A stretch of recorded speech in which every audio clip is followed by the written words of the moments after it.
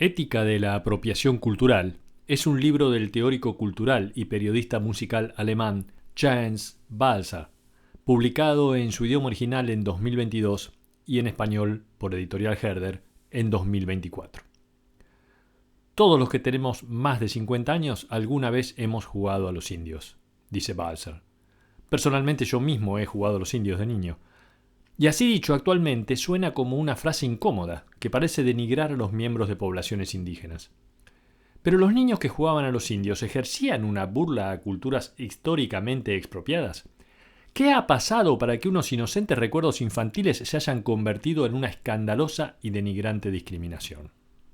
Esta es una pregunta que hoy no resiste ningún debate, porque el campo de las opiniones se ha dividido en dos bandos irreconciliables.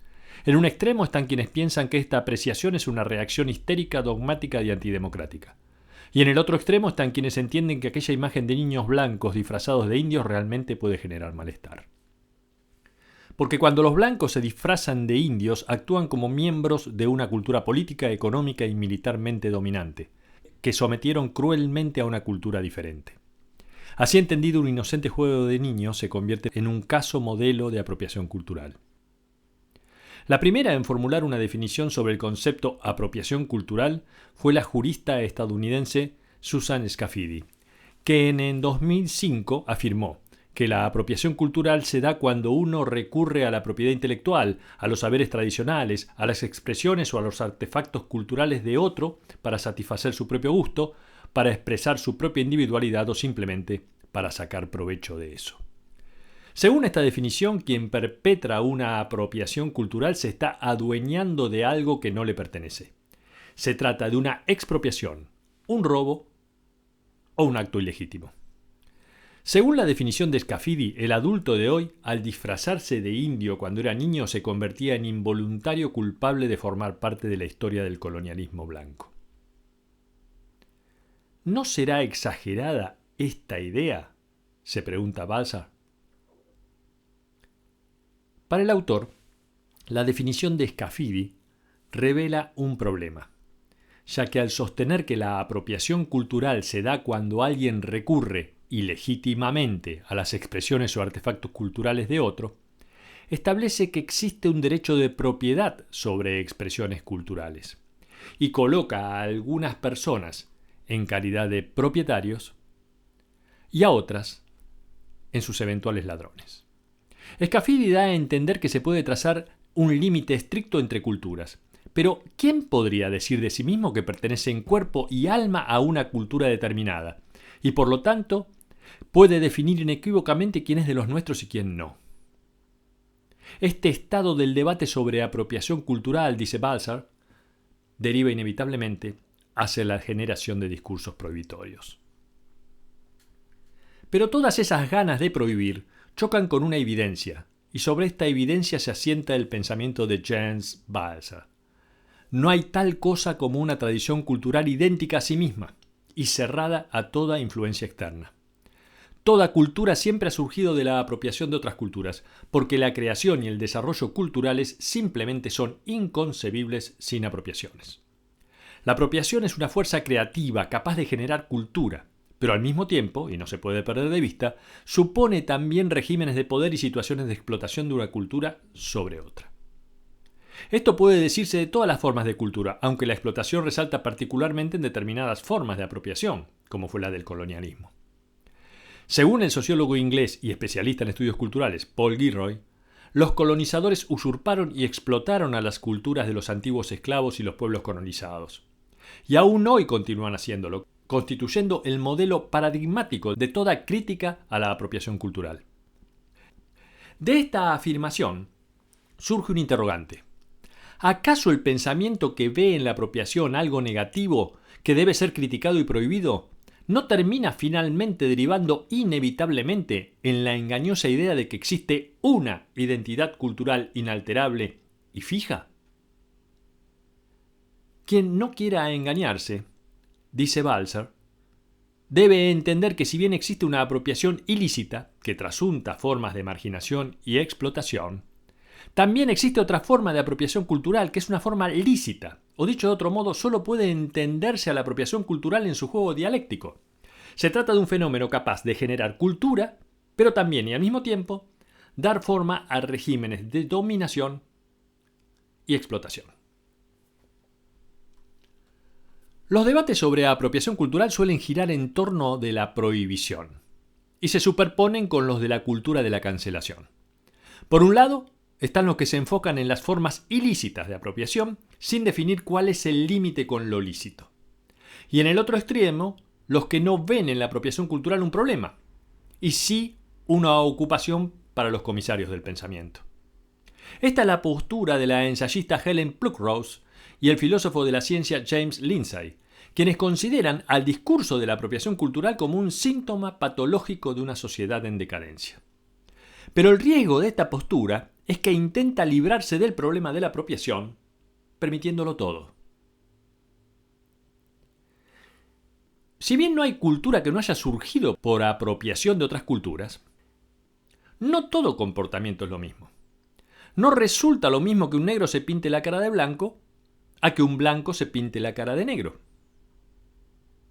Esto último es una práctica racista de mofa y humillación. Y tiene un nombre: el blackfacing. El primer actor que recurrió con éxito al blackfacing fue Thomas D. Rice, en la década de 1820, que se hizo famoso en Estados Unidos e incluso en Europa con la canción Jim Crow, demostrando que con la apropiación cultural se podía ganar dinero. Tan exitoso fue que las leyes que lograron perpetuar la segregación racial, una vez abolida la esclavitud, fueron conocidas en Estados Unidos como leyes Jim Crow, recordando el blackfacing de Thomas Rice. Muchos músicos y actores blancos se apropiaron de la cultura de los esclavos negros, convirtiéndose en exitosos y ricos, mientras que sus inspiradores negros no obtenían nada a cambio. Peor aún, eran objeto de burla. A comienzos del siglo XX aparecen músicos negros como Louis Armstrong, pero pese a ello la popularización del jazz como género musical se da de la mano del actor blanco Al Jolson, siendo este un patrón a seguir durante varias décadas. Siempre que los blancos asimilaron una forma cultural negra, trataron de erradicar de ella la presencia de personas negras. Paul Whiteman, rey del swing, Benny Goodman, rey del jazz, Elvis Presley, rey del rock and roll, y Eric Clapton, rey del blues. De hecho, el rapero Eminem se convirtió en el artista de hip hop más exitoso a comienzos del presente siglo. Al decir del autor y músico negro Greg Tate, los blancos toman de la cultura negra todo. Todo menos la carga de ser negros. Así, vemos que los miembros de una cultura dominante y económicamente superior explotan los logros culturales de una minoría racialmente discriminada y económicamente más débil. En este caso, la apropiación se convierte en expropiación y la asimilación en expolio. En la década de 1980, bandas de hip hop como Public Enemy expresan una cultura de resistencia contra una sociedad racista dominada por blancos. Una resistencia no solo apuntada a combatir la violencia policial, sino también denunciando el control sobre cómo se escribe la historia y se transmite en la cultura. Fight the Power es una de las primeras canciones en las que se tematiza expresamente la apropiación cultural, que según su letra se considera un robo. Public Enemy responde con una contraapropiación, apropiándose de una tradición que la hegemonía blanca había invisibilizado. Public Enemy se opone a la apropiación cultural de hip hop por parte de la cultura blanca dominante, pero el propio hip hop fue, en sus orígenes, fruto de la apropiación cultural.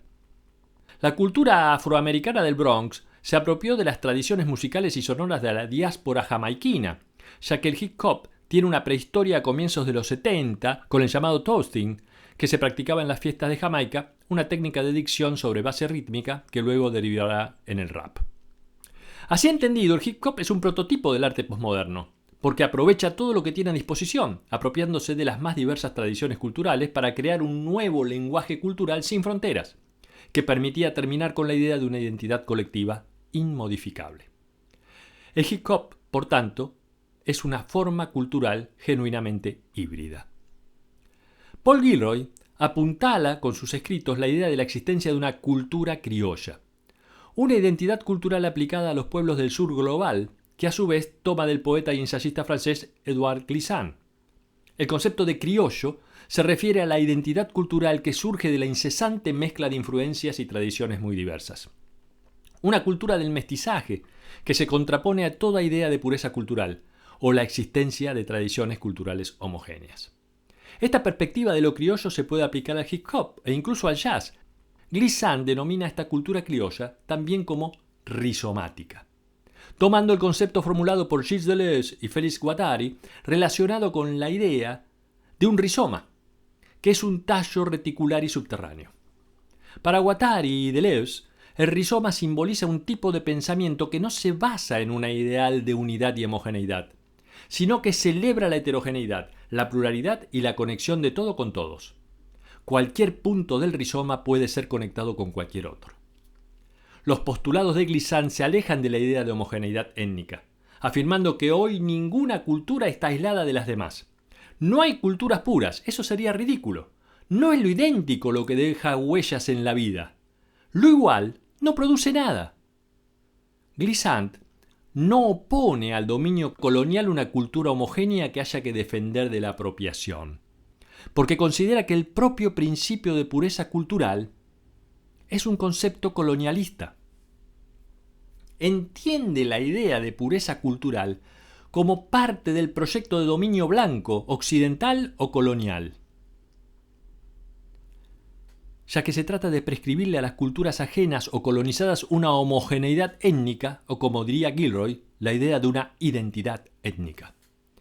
La apropiación constante y reiterada de diversas tradiciones y culturas denota que toda identidad es una identidad construida y compuesta, y que toda noción de una identidad inmutable y estable no hace más que reproducir los elementos ideológicos del poder que dice combatir.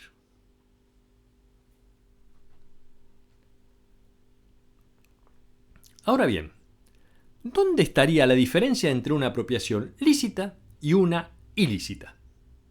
En base a lo que plantea Gilroy, podría responderse que una apropiación es lícita cuando es inventiva, cuando amplía el juego de las posibilidades culturales, cuando nos muestra que la identidad cultural no surge de una raíz única, sino de un rizoma. Bajo esta perspectiva, la identidad cultural siempre es híbrida, y una práctica de apropiación que visibilice esa hibridación y ambivalencia sería una apropiación éticamente lícita. Por el contrario, una apropiación ilícita es la que aprovecha estéticamente identidades, consolidando de ese modo el régimen de poder imperante. Desde la posición de una mayoría social hegemónica, la apropiación ilícita explota las creaciones artísticas de personas marginadas, al mismo tiempo que mantiene a esas personas atrapadas en situación de marginación. La apropiación bien entendida implica una crítica del régimen en el que vivimos. La apropiación ilícita nos enseña que nada está firmemente asentado, y lo hace disolviendo lo aparentemente fijado y establecido, justamente lo que la apropiación ilícita pretende firme y estable. En la cultura humana no hay nada que sea estable ni natural. No hay más que una cadena infinita de apropiaciones, de apropiaciones, de apropiaciones. Y solo somos realmente auténticos cuando entendemos que este inacabable juego de apropiaciones es verdaderamente nuestra naturaleza. ¿Existe entonces una ética de la apropiación? Hay un tipo de idea de la apropiación en que los miembros de una cultura poderosa se apropian de los artefactos culturales de una cultura oprimida. Y lo hacen porque esos miembros de la cultura apropiadora encuentran en la cultura expropiada algo de lo que ellos carecen. Ese algo es que los oprimidos pueden ser más naturales, más salvajes y más auténticos que los poderosos, que sienten una nostalgia de autenticidad. Este concepto asimétrico de cultura es en sí mismo racista, ya que conlleva la idea de que existe algo como una cultura auténtica. Culturas naturales que se encuentran en estado de pureza porque no han sido contaminadas por el proceso civilizatorio. Por eso Glissant y Gilroy rechazan esta idea y afirman que no hay culturas idénticas a sí mismas, ni tampoco autenticidad cultural, sino que la atribución de la supuesta autenticidad fue siempre, justamente, un medio político para sojuzgar a otra cultura, o minusvalorarla como expresión de una cultura primitiva. Lo híbrido muestra que toda identidad se transforma sin fin, y que la nostalgia de estados de pureza original, lo que Derrida llamó la nostalgia del origen, es una falsa conciencia que busca en la inabarcable multiplicidad del mundo lo sencillo, puro y auténtico, que en realidad no existe. Pero en este punto, Jens Balzer plantea una aparente callejón sin salida. ¿Cómo se puede reflexionar sobre la existencia de formas de apropiación dañinas sin recurrir al concepto de identidad cultural? Una posibilidad de salir de esta encerrona es la contraapropiación, como la que citamos del hip hop. La contraapropiación no prohíbe la apropiación, sino que responde a apropiaciones ilícitas con apropiaciones lícitas. Los Public Enemy no pudieron impedir el éxito económico de Eminem 10 años después, pero la contraapropiación de tradiciones musicales negras en la modalidad del hip hop hizo que a la larga los raperos blancos quedaran retratados como eso, raperos blancos, no reyes de ritmo como pasó en su momento con Elvis o con Benny Goodman. Lo que hace al arte de la contraapropiación es destruir la apariencia ideológica de que existen formas culturales auténticas, salvajes, caóticas y desenfrenadas, que unos artistas heroicos blancos traspasan a formas culturales refinadas. El mecanismo de titular a una cultura pueblo originario también denota la pretensión de darle a esa cultura una identidad original y única, igual a sí misma, sin las influencias alienantes de la civilización moderna. Y vestirse como un componente de esos pueblos consiste en practicar una forma de drag étnico a la manera de las drag queens. Las drag queens, con su forma de vestir, transgreden las formas culturalmente establecidas, imitando de manera exagerada estereotipos sexuales femeninos, tratando de llamar la atención y visibilizarse, disintiendo con lo que dicta la mayoría social, que pide un comportamiento decoroso. Mediante este mecanismo, el disfraz, la máscara, la apropiación, abren un campo de posibilidades para crear una identidad también híbrida, la identidad queer. Judith Butler considera que la cultura drag abre espacios en los que parodiar y resignificar los ideales mortíferos de género y raza. Las drags nos recuerdan que toda identificación sexual siempre tiene algo de artificial y establecido por convenciones culturales, cuestionando el sistema de sexualidad binaria. Cuestionan la noción de que existe una identidad sexual biológicamente inalterable, entendiendo el travestismo como apropiación del otro sexo, una forma subversiva de apropiación. Así lo entiende Judith Butler, porque el travestismo desafía la pretensión de naturalidad y originalidad de la heterosexualidad. Pues en realidad, sigue Butler, la identidad sexual no es más que una forma del travestismo, y que incluso la heterosexualidad hegemónica es un esfuerzo constante y repetido de imitar sus propias idealizaciones. Los niños que llevan el pelo corto, como dictan las convenciones sociales, no se están comportando de manera natural o auténtica, sino que se están apropiando de modelos que se les imponen. Así como Glissant dice que no hay culturas puras, Butler dice que no existe identidad sexual pura, pues la identidad sexual, el deseo sexual y las manifestaciones de sexualidad son mucho más diversas de lo que muestra la oposición aparentemente absoluta entre masculino y femenino.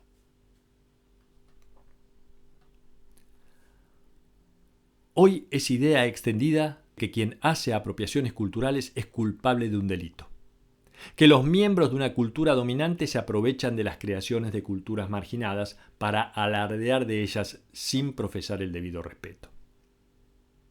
Entendemos que los blancos no deben disfrazarse de negros o de indios, pero también entendemos que la prohibición de cualquier apropiación cultural es impracticable, porque es inconcebible una cultura que no se haya generado al calor de la apropiación de formas culturales previas.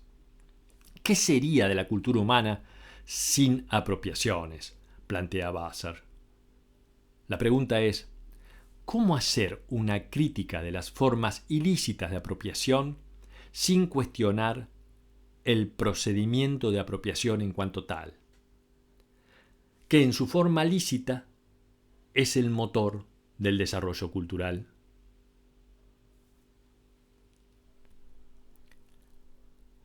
Las teorías de Gilroy, Glissant, Butler, Deleuze y Guattari no casualmente se sitúan en el nacimiento de la posmodernidad en los 70 y 80. En aquella época, la apropiación cultural no era un tema negativo como hoy. Al contrario, se la consideraba una forma de emancipación. Toda propiedad es robo, decía el Art Appropriation, movimiento por el cual era un deber estético robar, citar, apoderarse de la propiedad ajena, emprendiendo una ofensiva contra el arte tradicional. La idea de un arte tradicional auténtico y genial es un error, pues no existe obra de arte que no haya nacido de la apropiación de obras artísticas previas. Paralelamente, en la década del 70 y 80 también había formas de apropiación diferentes a la posmoderna, cuyo objetivo era tratar de atenuar el sufrimiento que el consumismo causaba a la cultura de la sociedad capitalista alienante, apropiándose de formas culturales menos alienadas. Así aparecen los hippies, seguidores de una contracultura que busca la salvación en la sabiduría espiritual oriental y busca la iluminación apropiándose del yoga hindú.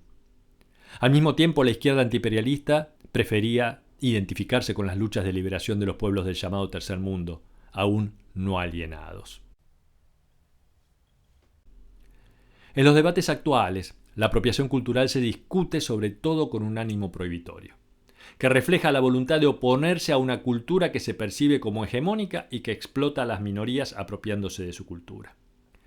Pero quien se erige como defensor de los grupos expropiados también se coloca en la posición superior de considerar a estos como víctimas débiles sin capacidad de acción, y considerar a esa cultura como auténtica, haciendo uso del mismo sentido con el que los grupos dominantes los han explotado. Se trata de una noble lucha de defensa, pero que en su rechazo de lo distinto desconoce la hibridación constitutiva de lo propio.